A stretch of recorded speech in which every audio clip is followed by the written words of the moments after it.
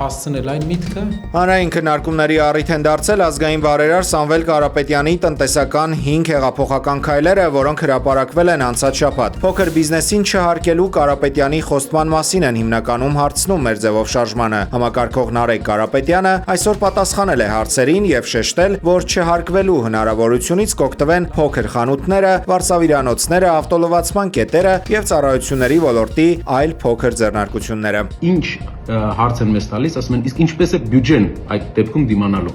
Շատ լավ հարց է, շնորհակալ ենք, որ տալիս եք, բայց մի տարօրինակ թիվ ասեմ ձեզ։ Հայաստանում գործող ընկերությունների 70%-ը վճարում է հարկերի ընդհանուր բյուջեի ընդամենը 2.5%-ը։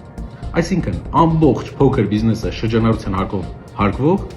վճարում է ընդամենը մեր բյուջեի 2.5%-ը։ Ես ձեզ վստահեցնում եմ, որ մենք ոչ թե 2.5% ենք գտնելու եւ ավելացնելու, այլ մեծ բիզնեսի եւ տարբեր տնտեսական ծրագրերի հաշվին տասնյակ տոկոսներ է բյուջեն ավելանալու եւ չի լինելու փոքր բիզնեսին հարկելու կարիքը։ Իսկ դուք պատկերացնում եք մի երկիր, որտեղ փոքր բիզնեսը չի հարկվում, փոքր բիզնեսը չի առնչվում հարկայինի հետ եւ միակ խնդիրը, որ պետությունը դնում է փոքր բիզնեսի առաջ, մեծանալ, դառնալ միջին բիզնես, այդ ժամանակ արդեն թող սկսի շահութարկ վճարել։ Բայց փոքր բիզնես լինելու ժամանակ պետությունը միայն չխանգարելու քաղաքականություն է վարում։